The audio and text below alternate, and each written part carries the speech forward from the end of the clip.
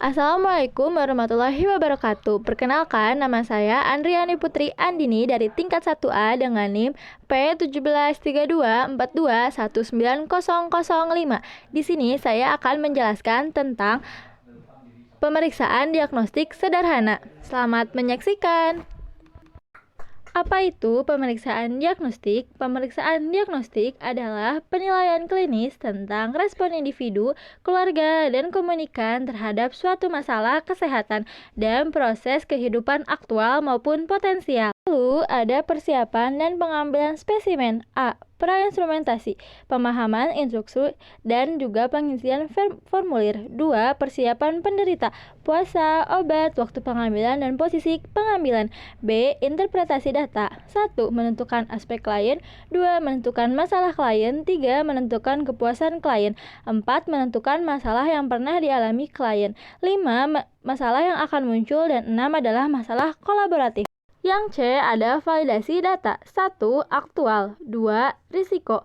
3. Potensial. 4. Sejahtera. Dan 5. Sindrom. 1. Feses. Pemeriksaan feses lengkap adalah pemeriksaan laboratorium untuk menilai, mengukur melalui beberapa parameter yang bertujuan untuk mengetahui kondisi sistem pencernaan seseorang melalui feses. Pemeriksaannya ini ada dua. Yang pertama dengan makroskopis atau secara kondisi melihat dengan kasat mata. Yang kedua ada mikroskopis, yaitu dengan dilakukan menggunakan alat-alat laboratorium seperti mikroskop. Prosedur pemeriksaan feses lengkap. 1. Siapkan tempat penampungan feses. 2. Cuci tangan dengan bersih. 3. Anda dapat menyiapkan feses di bungkus plastik yang longgar. Kemudian pindahkan sebagian sampel ke dalam wadah bersih. 4. Tersedia perlengkapan yang memasukkan tisu toilet khusus. 5. Jangan mencampur urin, air, dan tisu toilet. 6. Cuci tangan dengan bersih. Nilai feses normal secara makropis, yaitu baunya adalah bau indol, asam butirat, dan skatol. Lendir tidak ada, parasit mikro tidak ada, darah tidak ada. Sedangkan untuk mikroskopis bisa dilihat telur dan jentik cacing tidak ada, protozoa tidak ada, sel epitel sedikit, leukosit dan makrofag sedikit, eritrosit tidak ada, serta sisa makanan 30%. 2. Cairan vagina. Pengambilan spesimen cairan vagina, alat-alatnya adalah 1. Kapas lidi steril.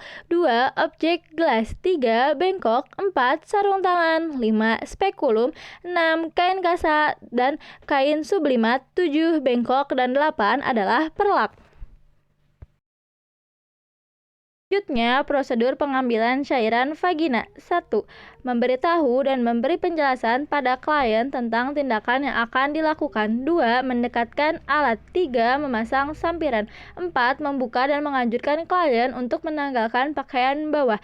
5. Memasang pengalas di bawah bokong pasien. 6. Mengatur posisi pasien dengan dorsal recumbent. 7. Mencuci tangan. 8. Memasang sarung tangan. 9. Membuka labia mayora dengan ibu jari dan telunjuk tangan yang tidak dominan. 10. Mengambil sekret vagina dengan kapas lidi dengan tangan yang dominan sesuai dengan kebutuhan. 11. Menghapus sekret vagina pada objek gelas yang disediakan. 12. Membuang kapas lidi pada bengkok. 13. Memasukkan objek gelas ke dalam tabung petri atau ke dalam tabung kimia dan ditutup. 14. Memberi label dan pengisian formulir. 15. Membereskan alat. 16. Melepas sarung tangan. 17. Mencuci tangan. Dan 18 atau yang terakhir adalah melakukan dokumentasi dari tindakan. Selanjutnya, yang ketiga ada sputum. Sputum adalah bahan yang dikeluarkan dari paru dan trakea melalui mulut. Biasanya juga disebut dengan ekpektoratoria. Menurut Dorlat 1992, sputum atau dahak atau riak adalah sekret yang dibutuhkan dan berasal dari tenggorokan, hidung, dan mulut. Persiapan alat. A. Sput pot atau tempat ludah yang bertutup. B. Botol bersih dengan penutup. C. Handscoon. D. Formulir dan etiket. E. Perlak. F. Pengalas. G. Bengkok. H. Tisu. Dan I adalah persiapan pasien. Selanjutnya, prosedur pengambilan sputum. A. Menyiapkan alat. B. Memberitahu pasien. C. Mencuci tangan. D. Mengatur posisi duduk. 5. Memasang perlak atau pengalas di bawah dagu. F. Memakai handscoon. G. Meminta pasien untuk membatukan dahaknya ke dalam tempat yang sudah disiapkan. H. Pengambilan 5 cc bahan lalu masukkan ke dalam botol. I. Membereskan mulut pasien. J. Merapikan pasien. Dan K. Melepas handscoon serta mencuci tangan. Persiapan dan perawatan preoperasi, intra, dan postoperasi. 1. Persiapan dan perawatan preoperasi.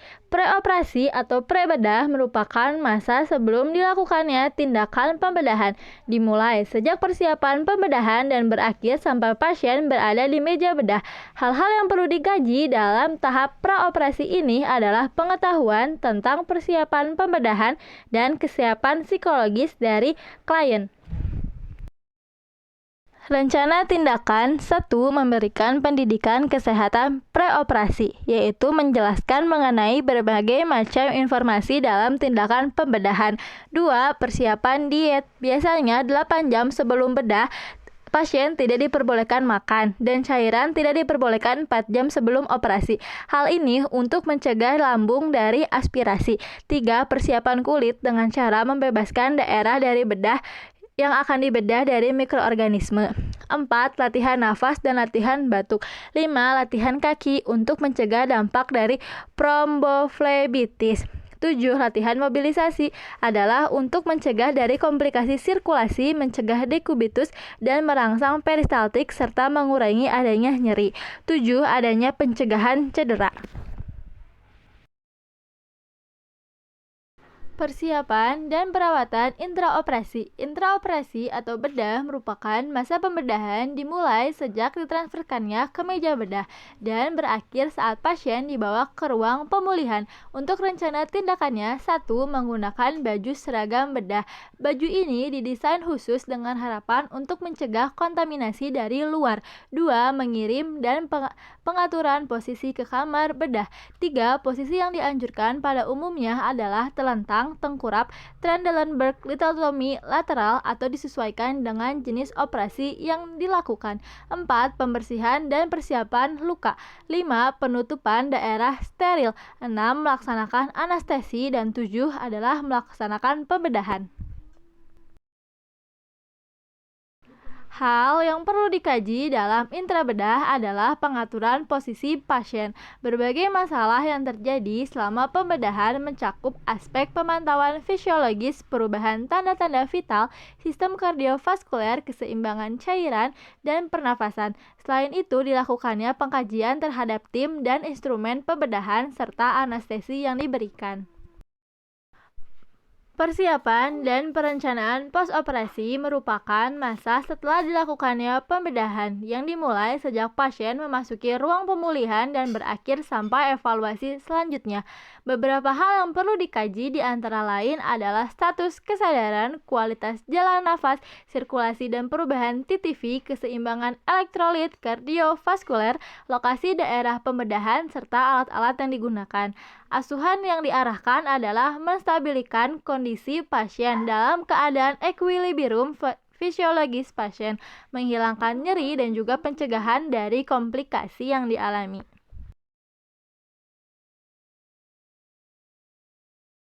Untuk rencana tindakannya, 1. Meningkatkan proses penyembuhan luka dan mengurangi rasa sakit dengan manajemen luka.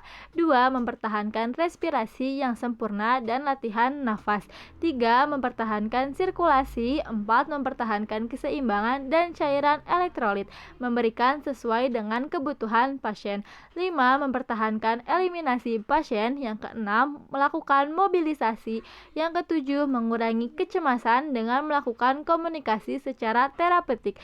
Yang ke-8 ada rehabilitasi dan ke-9 ada discharging planning atau merencanakan kepulangan pasien. Terima kasih, mohon maaf apabila ada kesalahan dalam isi PowerPoint ini. Wassalamualaikum warahmatullahi wabarakatuh.